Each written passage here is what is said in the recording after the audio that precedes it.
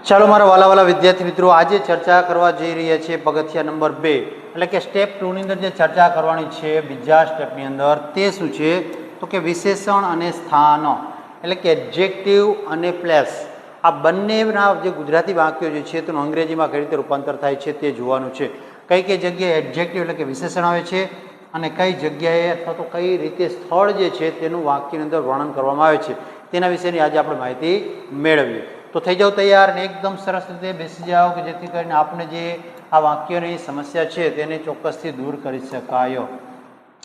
ચાલો સૌપ્રથમ આજના લેક્ચરની જે નવા શબ્દો આવવાના છે અથવા તો જે આપણે વાપરવાના છીએ ગુજરાતીમાંથી અંગ્રેજી કરતી વખતે તે કયા કયા છે તેને જોઈ લઈએ.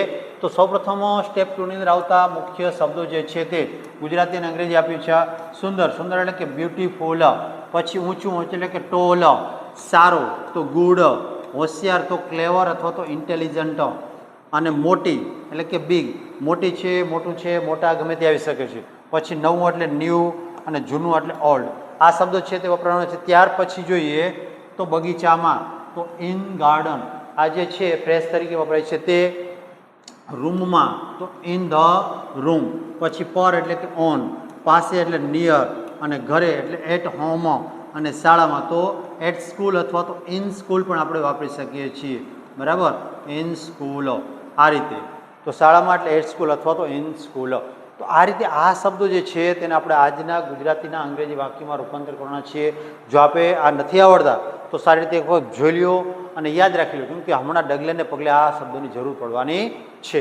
તો જુઓ જોઈએ, આપણે શરૂઆત કરીએ અને જોઈએ. તો પ્રથમ વાક્યથી શરૂઆત કરીએ. પ્રથમ વાક્ય શું છે? આ એક સુંદર ફૂલ છે. બરાબર, સામાન્ય રીતે ગુજરાતીમાંથી અંગ્રેજી કરવું એટલે કઈ રીતે? તો કે સર થોડી વાર અઘરું લાગે છે, ક્યારે ખબર નથી પડતી કઈ બાજુથી કઈ બાજુ જવાનું. તો એકદમ સિમ્પલ ટ્રીક છે. જ્યારે પણ ગુજરાતીમાંથી અંગ્રેજી કરીએ તો પહેલા શબ્દથી શરૂઆત કરવાનું છે. જોજો કઈ રીતે થાય છે. પહેલો શબ્દ કયો છે? તો કે આ એટલે કે ધીસ, પછી છેલ્લે જતું રહેવાનું. ક્યાં જતું રહેવાનું? ડાયરેક્ટ પહેલેથી ડાયરેક્ટ છેલ્લે. તો છેલ્લે શું છે? તો કે છે. તો છેનું અંગ્રેજી શું થાય? તો કે ઇઝ. તો આપણે કે ધીસ ઇઝ. પછી ફરી વખત આ જે જોડ છે તેને જોવાનું. એક સુંદર ફૂલ, તો આખે આખું જોડાયેલું છે. તો શું કહ્યું? This is. એક એટલે એ, અને સુંદર એટલે બ્યુટીફુલ, અને ફૂલ એટલે કે ફ્લાવર. તો શું કહેશું? This is a beautiful flower. બરાબર, આ રીતે. અને પછી બીજું વાક્ય, તે એક ઊંચું વૃક્ષ છે. ફરી વખત તે જ પ્રકારનું વાક્ય છે. જો અહીંયાથી અંગ્રેજી લઈશું પછી અહીંયાથી અને પછી અહીંથી અહીંયા સુધી કન્ટિન્યુ. તો બરાબર, તે એટલે શું કહેશું? કે ઇટ અથવા તમે ધેટ ગમે તે વાપરી શકો છો. ધેટ પછી ઇઝ, એક છે એટલે કે અ, that is a tall, that is a tall tree. આ પ્રમાણે. પછીનું વાક્ય છે હું સારો વિદ્યાર્થી છું. તો અહીંયા હું એટલે કે આઈ, છું એટલે શું થશે? તો કે એમ. પછી સારો વિદ્યાર્થી. સારો વિદ્યાર્થી એક છે એટલે આપણે ગુજરાતીમાં સારો વિદ્યાર્થી એવું લખી શકીએ, પણ અંગ્રેજીની અંદર આનું અંગ્રેજી કરતી વખતે આર્ટિકલ મૂકવો જરૂરી બને છે. તો આપણે શું લખશું? કે આઈ એમ અ ગુડ શું છે? તો કે વિદ્યાર્થી. તો student, I am a good student. ચાલો ત્યાર પછીના વાક્યની ચર્ચા કરીએ. તે એક હોશિયાર છોકરી છે. તો તે અહીંયા છોકરીની વાત છે એટલે હોશિયાર એટલે તે એટલે શું લેશું આપણે? તો કે સી. અહીંયા કહીશું સી. ત્યાર પછી સીની સાથે શું આવે? તો કે ઇઝ. હોશિયાર એટલે ક્લેવર અને છોકરી એટલે ગર્લ. તો શું કહીશું? She is a clever girl. આ પ્રમાણે. પછીનું વાક્ય, તે ખૂબ દયાળુ છે. તો અહીંયા તે એટલે શું કહીશું આપણે? કોઈ માણસનું નામ લઈએ અને એમાં પુરુષવાચક છે. સ્ત્રીવાચક લઈ શકો, પુરુષવાચક અથવા તો નાન્યતા જાતિનું પણ લઈ શકાય, પણ આપણે અત્યારે ક્યાં જોયું છે? તો કે હી લીધેલું છે. હી પછી એની સાથે શું આવશે? તો કે હી ઇઝ ખૂબ દયાળુ. તો he is very kind. He is very kind. તે ખૂબ દયાળુ અથવા તો માયાળુ છે. કાઇન્ડ એટલે દયાળુ, વેરી એટલે ખૂબ. ચાલો, અમે ખુશ છીએ. તો અમે એટલે શું થશે? તો કે વી. પછી થશે are. We are happy. We are happy. બરાબર. ચાલો, તેઓ વર્ગખંડમાં છે. જો અહીંયા સ્થળની ચર્ચા આવી છે, કઈ જગ્યાએ છે તો કે વર્ગખંડમાં. તેઓ એટલે શું થશે તો કે ધેય. તો આપણે કહીએ ધેય. તેની સાથે વપરાય છે આર. છે એટલે કે આર. ધેય આર ક્યાં છે તો કે in the class. In the class. અથવા તમે ખાલી ક્લાસ પણ લખી શકો છો, ધ આર્ટિકલ ન મૂકો તો પણ ચાલશે. તો આ રીતે વાક્ય બને છે અને એના પછીના વાક્ય જે છે તેની ચર્ચા કરીએ. તો જુઓ જોઈએ શું છે. મારા પિતા ઘરે છે. સંબંધક આવ્યું છે મારા પિતા. મારા પિતા એટલે શું કહીશું આપણે? My father. તો અહીંયા આપણે કહીએ માય ફાધર. ક્યાં છે તો કે ઘરે. My father is. આપણે કીધું તું ઘરે, તો શું કહીશું? At home. At home. My father is at home. પછીનું બીજું વાક્ય, મારી બહેન બગીચામાં છે. અહીંયા સ્થળ સૂચક અને સંબંધક બંને વપરાયું છે. મારી બહેનો એટલે શું થશે તો કે માય સિસ્ટર ઇઝ. ક્યાં છે તો કે in the garden.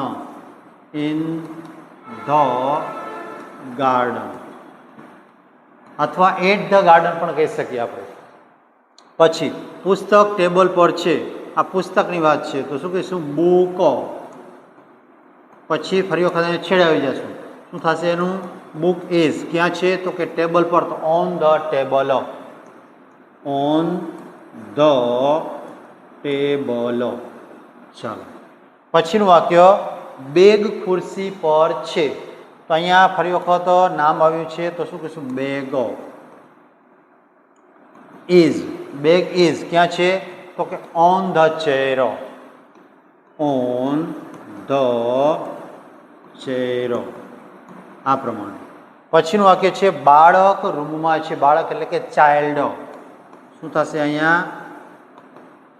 Child is ક્યાં છે તો કે રૂમમાં. તો in the room. In the room. ચાલો, નેક્સ્ટ સેન્ટેન્સ શું છે તો કે શિક્ષક શાળામાં છે.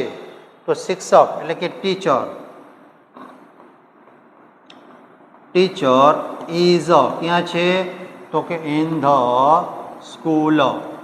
In the school. મારી શાળા મોટી છે. મારી શાળા.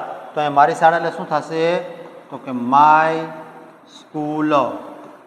પછી શું છે તો કે is big. My school is big. મોટી છે. Big.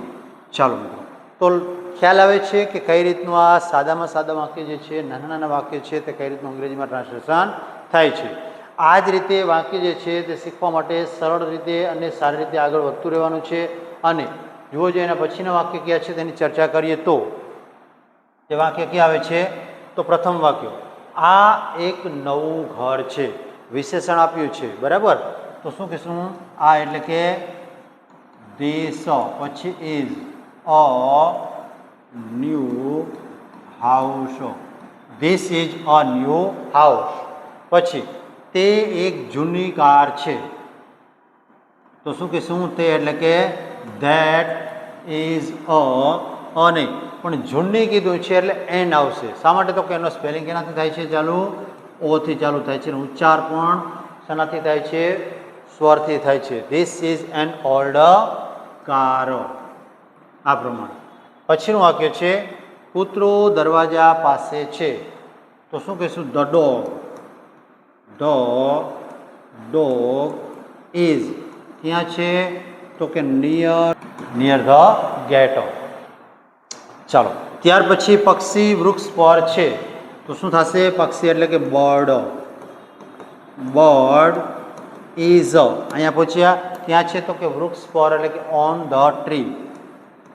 On the tree. Bird is on the tree. હું અત્યારે ઘરે છું. હું એટલે કે આઈ એમ એટ હોમ. બીજો એક શબ્દ વાપર્યો છે અત્યારે. અત્યારે એટલે કે સમયસૂચક શબ્દ છે તો એના માટે થાય નાવ. આઈ એમ એટ હોમ નાવ. હું અત્યારે ઘરે છું. પછીનું વાક્ય મારા મિત્રો મેદાનમાં છે. તો અહીંયા શું કહીશું કે મારા મિત્રો એટલે કે માય ફ્રેન્ડ. પણ અહીંયા મિત્રો કહ્યું છે તો માત્ર ફ્રેન્ડ નહીં, શું કહીશું ફ્રેન્ડ્સ. My friends R. પછી શું છે મેદાનમાં, તો શું કહીશું આપણે ઓન ધ ગ્રાઉન્ડ અથવા ઇન ધ ગ્રાઉન્ડ પણ કહી શકીએ. In the ground. In the ground. ચાલો તો જોઈએ આ રીતે વાક્ય જે છે તે કઈ રીતે ગુજરાતીમાંથી અંગ્રેજીમાં રૂપાંતર થાય છે. મને ખ્યાલ છે કે લગભગ બધાને સમજાય છે વાક્યો, અને તેમ છતાં કંઈ ન સમજાય તો મને કોમેન્ટ બોક્સની અંદર આપ કોમેન્ટ ચોક્કસથી કરી શકો છો. ચાલો તો આ છે આજના આપણા ગુજરાતી વાક્યો, બરાબર. અને આપે મારી ચેનલને શેર નથી કરેલી, સબસ્ક્રાઈબ નથી કરી તો ચોક્કસથી સબસ્ક્રાઈબ કરો. અને આવો સરસ મજાનો વિડીયો જો તમને મળતો હોય તો તમારા પાસેથી એક લાઇકની અપેક્ષા ચોક્કસ કરી શકું છું. ચાલો આજના લેક્ચરને આપણે પૂર્ણ કરીએ અને આવતીકાલે ફરી વખત એક સરસ મજાનો આ જ પ્રકારનો નવો લેક્ચર લઈને આપણી સમક્ષ હાજર થઈશું.